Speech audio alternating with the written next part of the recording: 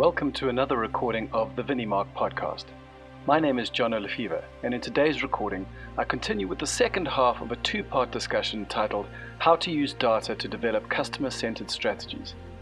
In part one of my conversation with Emetry's CEO and digital marketing specialist Paul Mabray, we discussed social media versus customer surveys, the Privacy of Personal Information Act, and the importance of old-fashioned notions like the human connection and the role of gratitude in your business operations. In part two, we explore the perils of blob marketing, whatever that is, and still find time to explain the difference between a Charles Dickens sort of wine and a Stephen King sort of wine.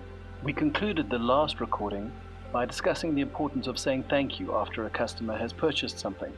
We pick up today by discussing how to get a customer to buy something in the first place. What we've been discussing now is customers that have already become buyers, right? I mean, and that's you've kind of already converted them. But what a lot of wine producers spend their time doing is engaging with people who have yet decided to buy anything. You know, they may be aware of the brand, or they may have even engaged with the brand, that they haven't necessarily bought anything. And you know, we talk about moving people down this funnel of engagement, and seemingly by trying to guess what will entice them. And I think this is where a whole lot of smaller wine producers in South Africa especially fall down, is that they just seem to guess incorrectly as to what will entice potential customers. I mean, we use the example on Instagram where, you know, I showed my amazing cleavage and I got 1,000 likes. You know, does this mean that my plumbing business should really invest in cleavage imagery? Or, you know, whereas in this next image, I talked about these fancy new high-tech pipes that I just installed, and I got a couple of snoring emojis. So how do we know what metrics we're supposed to be looking at? Do I look at reach? Do I look at engagement? Do I look at likes? I mean, how do you know which metrics are important and which are merely make you feel fuzzy? So there's a lot to unpack in that question, my friend. And let's start with the beginning, which is, you know, with the quantitative research that comes from data, there's also a key element of qualitative data. So quantitative data will point out things that are happening, correlations, sometimes causation. But the quality is, you know, picking up the phone and asking the customer, what made you buy from me? What do you like from me? What would make you, you know, tell me more about yourself, right? And then taking a few of those surveys. And, you know, every small winery can start with their own customer footprint to ask, what are the things that they're doing right or wrong? And then use that as a template to build for acquiring new customers. Oh, I was attracted by your discount, by your quality of wine, by your story. You know, that becomes the front-facing piece to push out in terms of attracting new customers if they're the kind that you want, right? And the secondary piece that you're asking is around when you're looking at different types of feedback loops, which ones are the valuable ones? And, you know, my advice, first of all, is avoid all vanity metrics. You can Google that. Vanity metrics are like page views and likes. They're very low weight expressions.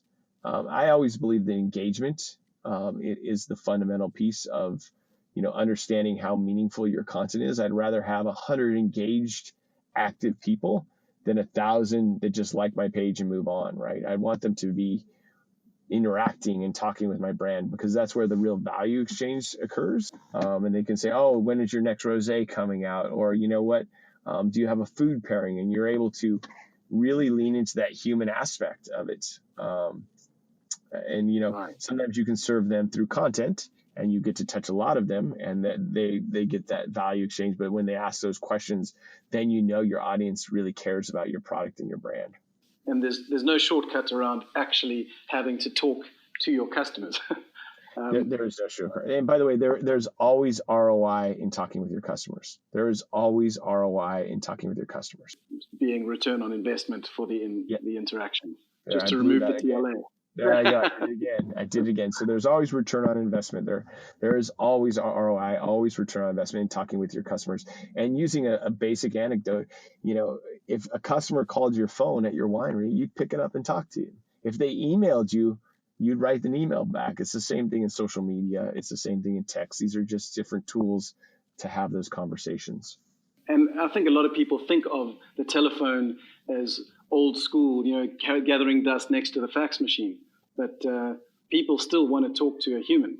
And I know you mentioned this in an earlier webinar with ViniMark, where you talked about how you don't get to decide where or when you talk to your customer. They decide when they talk to you.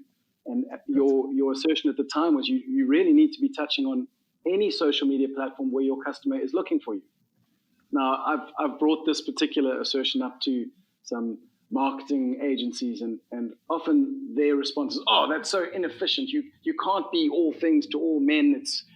You're going to wear yourself out. Rather do one or two channels really properly instead of trying to hit them all." What would be your rebuttal to that assertion? So I think it's a different impression of where the value exchange occurs. So most marketing agencies or marketing people are looking at mass marketing. They want to do content. They want to push it out. They're right. If you're going out to do active content in a really significant way, try to limit the amount you have, especially based upon your resources, right? So whether it's Twitter or Instagram or Facebook, the one that works best for you. But that doesn't mean that people aren't using the other tools and that you shouldn't use them as engagement platforms. It doesn't mean the phone isn't ringing. And I think that most of those marketing companies or marketing agents ignore customer service and engagement and the value of a customer interaction, because they're really looking for pushing things out as opposed to receiving things that get pulled in. Push marketing is important for sure, but pull marketing or receiving the benefits of the marketing you've already done and they're coming in to talk to you is more important. I mean, I think that's quite an important distinction, especially in the wine industry. I mean, just to touch on push and pull, in that it feels like largely wine is winemakers make a wine according to their philosophy and they brand it to match the philosophy, and then they put that out and tell people that this is what they should be drinking, which is a little different to the kind of insights you guys might pull from an app like Vivino, which is going, well, what are people drinking? How do they describe them? Why do they like that? What price bracket is that? Just going through this, I feel like I even have to turn my own preferences on their head and go, there has to be room in the wine industry to make a product that there is already a demand for. If that makes sense? Absolutely. Look, both of those things are valid components of the industry, whether you're a winemaker de terroir, whether you're a winemaker de force, or whether you're a winemaker de consumer. It doesn't matter. They're all valid places in the industry. And look, I can tell you, so there were wineries that have come to us and said, look, comb all through social media data, comb through all of the wine apps. We're going to be making a rosé brand. We want it to look like the rosés that are rising. We want it to taste like the rosés that are on the rise. We want it to have the impression of what the consumer is looking for versus making, maybe a really orangey one or maybe an unfiltered one. We want to go where the consumer is going to give us the best bang, because it's an expensive endeavor for us to launch this. We want to have the most success and use data to drive that. And I know a major wine company that has done that exercise multiple times. One time they did it for Rosé brand 2014, and before Rosé was hot, and they launched 3 Rosé brands on top of that data. So smart marketers understand that you can build something for the market and need it, and sometimes you build something for artistry. And I think that we struggle with the dichotomy, again, using that word of wines that are made to be drank as a beverage or fit a certain niche, or wines that we want to make or that the land tells us to make, and we denigrate one against the other often. Now you made a distinction again in one of your blog posts about the difference between engagement and education. I think the opening line of the blog post was that wine does not have an education problem, it has an engagement problem. Now, I know it's a bit of a change of tack, but can you tell us a little bit about what you were trying to communicate in that thought? Yeah, so we've been looking at the data, and if you look at social media data, you look at all the different pieces. The common trope in the wine industry is that we need to teach people to understand wine. And understanding wine is an endless journey, to be really honest with you. And we assume that people want to learn that journey just like we do, because we've been in the industry, that they want to understand the difference between a Viognier and an Albarino, right? And that's not always factual. We forgot the days that we liked red or white or Cabernet or Chardonnay. And the industry has a hierarchy of needs and a hierarchy of consumers. So, sometimes someone just wants a glass of something wet cold and alcoholic, right? To be honest with you, to quaff their day. They had a tough day at work. Other times they want an existential experience of an amazing wine that speaks of the land and the winemaker and everything. And there's everything in between. And to be candid, you and I are probably those same people at different states of different days. I mean, there were days I come home, I'm like, just pour it in. Heck, I'll put an ice cube in it. I've had such a tough day. Other days I really want a beautiful example of winemaking from a place in the world, and everything in between. So, even consumers that have that high love for the artistic product still sometimes are at an airport and just want a nice glass of wine they don't have to think about it. And my friend Robert Joseph talks about it really well. He says, I love Dickens, but I don't want to read Dickens every day. I'm happy to read a Stephen King or C.C. Clarke book, for a little entertainment. In fact, sometimes those are more fun and easier to get through. The problem with wine is we're noticing that a lot of people are focusing on the education element and not trying to get it to where we want people in the category understanding that this is a good communal beverage. Out of the adult beverages, it's one of the more honest beverages, and it really speaks to a lot of different things, and we want to draw them into the category so that they can, move their way up the hierarchy to really appreciating the artisanal, artistic wines at some point in their tenure. But we also have to recognize that they may never do that. Maybe Boda Box is going to be their juice the whole time, and that's okay. It helps support the industry and helps allow us to make other boutique unique wines from the same producers, or teach winemakers or teach professionals, and sustain an industry of farmers, etc. Well, I mean, you made the point that when it comes to education, usually that can be driven by the customer themselves if they are properly engaged. Once they are gripped by the product, they will do what they need to do to inform themselves. But I wonder if can you give us some of the more ingenious examples of great engagement without education that you have encountered recently, of companies who just said, look, we don't need to educate our customers, but we do want to intrigue them? Yeah, I think that two of my favorite brands that are in the engagement, a brand called Dirty and Rowdy, with the CEO's name is Hardy Wallace. You go to his Instagram, and he just really tells a story of his family and his life and what's going on in the vineyards. And he's silly sometimes, and he's kooky other times, and sometimes he's sarcastic. And he's just a great human being, and he really is engaging with his customers. He's really talking to them without trying to teach them about wine. He's making a brand that says, this is who I am, this is what I represent, this is what the wines I make represent. Join me for this journey. Come join my club. Come be one of my family. Come be one of my team, right? And that, and they're very unusual wines in times. And he's just a great guy. And I think that kind of really boutique producer doing that demonstrates how much engagement can build a brand. And he's really known as one of the great U.S. brands, even though he's very small, just because of his work. And then if you look at a major, more mass-produced brand that's doing stuff like that, Wente Vineyards does an excellent, they're always trying new things, and that's one of the things I love about Amy Hoops and Ali Wente is their experimentation. They really go to the next level to try to find ways to encourage customers, sometimes not even to do things that are not wine. So one of the things, they had a campaign, take time, where you're meant to turn off a device and go hang out with your family. Right? That's kind of counterintuitive to normal marketing for wine. That's really about, hey, get together with your family, crack a bottle of wine, and just spend time with your friends and your family. And it's make time. Hashtag make time. And it's a crazy campaign. They started the campaign off by measuring how much time people were on their devices every day and then multiplying it over the rest of their life. And it was shocking, honestly. Right.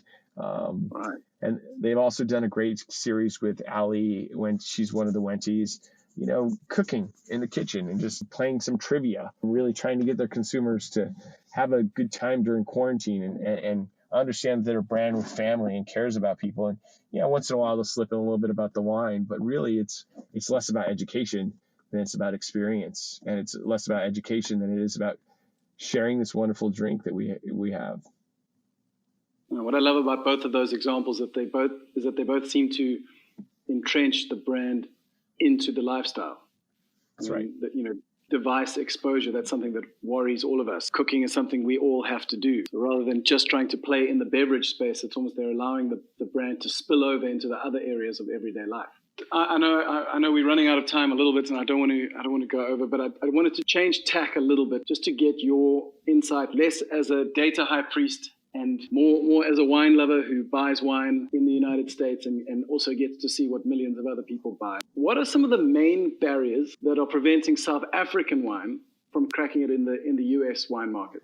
That's an excellent question. And I've been fortunate enough to go to South Africa, and I was actually looking forward to pre-COVID coming and seeing and hanging out with you this fall. But unfortunately, it looks like we're going to have to wait a year or so.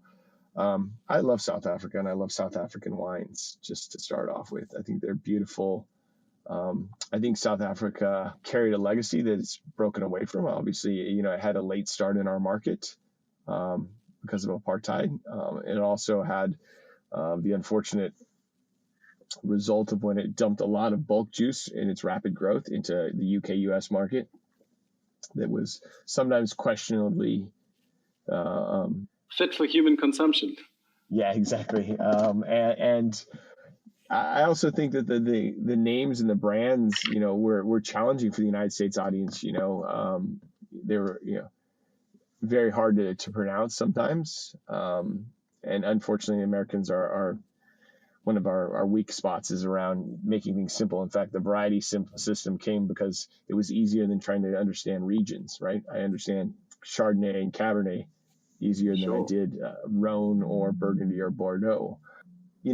I do think that that like Australia, like New Zealand, like Chile and Argentina, Australia is smart to organize itself, and I think that I anticipate we'll see more growth going in the future as the quality and the understanding of the market gets better, and as you guys become more cohesive. But generally, your focus has been oftentimes the UK more than the United States as well in some ways.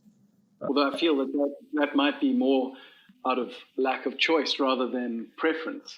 I think it is the dream amongst many South African wine producers to be able to crack it in a market that, just with the sheer size of the US market. And I know that it's been very difficult. Well, it is a problem market. I mean, look, it's not one country, it's 50 countries. Let's start with that problem out of the gate. That's one of the key elements that is an inhibitor. It's also the most competitive market in the world next to the UK for different reasons. The UK is much more price sensitive than we are. And the United States has a much more emotional branding situation, and it's regionally focused. I think that for South Africa to succeed, pick two markets and just beat them up and work hard on those ones. And, California and New York, pick the two coastal markets and win there, and then you'll work through the rest of the United States as it always does. And that's what New Zealand did very successfully. That's what Australia did very successfully back in the day. We should emulate the past successes and avoid the failures as well. And you were talking about, your point about the names of South African brands are often very problematic. There's a local winery called Buiten Verwachting, which in the United States has just changed their name to Bay 10, which is much easier to say. What do you think a couple of other strategies or changes that producers in South Africa could make in order to better fit the way, say, the Californian market engages with wine? I mean, South Africa has a beautiful story to tell as well around the land and the people. I think that South Africa, partnering with, key e-tailers in the United States in mass would be a huge benefit, because it's not just a sales exercise, it's a marketing exercise, right? How can you get the eyeballs and the exposure?